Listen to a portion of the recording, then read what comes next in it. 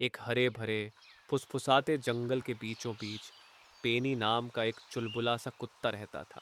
बेनी एक golden retriever था जिसकी ऊर्जा असीम थी और उसका दिल उसके सुनहरे फर की तरह ही चमकीला था।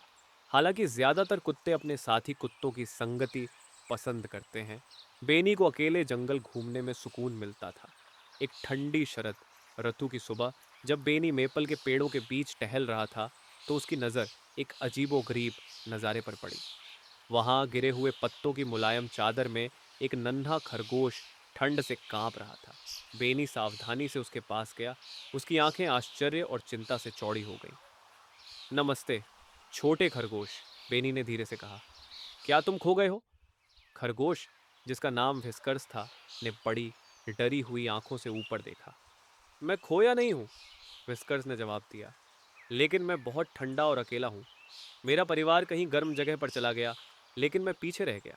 बेनी का दिल उस छोटे से जीव के लिए तड़प उठा। चिंता मत करो विस्कर्स, उसने अपनी पूंछ हिलाते हुए कहा। मैं तुम्हारे साथ तब तक रहूंगा जब तक तुम्हें गर्मी और आराम नहीं मिल जाता। अगले कुछ दिनों में बेनी और विस्कर्स एक दूसरे से अभिन्न हो गए। बेनी टहनियाँ और पत्तियां इकट्ठा करके विस्कर्स के लिए एक गर्म घोंसला बनाता और बदले में विस्कर्स बेनी को दूर दराज के देशों के रोमांचक किस्से सुनाते। अपने मतभेदों के बावजूद उनके बीच एक गहरा बंधन था जिसे शब्दों की जरूरत नहीं थी। जैसे जैसे सर्दी की ठंड कम होने लगी, विस्कर्स बेचैन होने लगा। मुझे लगता है कि अब अपने परिवार को ढूंढने का समय आ गया है, उसने एक दिन फुसफुसाते हुए कहा। उसकी आवाज़ ठंड से नहीं बल्कि आने वाली विदाई से कांप रही थी।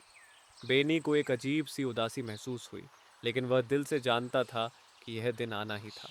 हमेशा याद रखना, बेनी ने कहा, जब भी तुम्हें किसी दोस्त की ज़रूरत होगी, यहाँ तुम्हारा एक दोस्त मौजूद रहेगा। आखिरी बार चूमते हुए विस्कर्स उछलकर जंगल की छाया में गायब हो गया। बेनी तब तक देखता रहा जब तक उसका दोस्त हरियाली के विशाल सागर में एक दूर की याद बनकर रह गया। बेनी, हालांकि फिर से अकेला था, अपने दिल में एक अटूट गर्मजोशी महसूस कर रहा था। उसने न सिर्फ एक दोस्त की मदद की थी, बल्कि अपने फर के सोने से भी ज्यादा मजबूत बंधन भी पाया था। बेनी जानता था कि विस्कर्स चाहे कितनी भी दूर क्यों न चले जाए, उनकी दोस्ती हमेशा के लिए अमर रहेगी।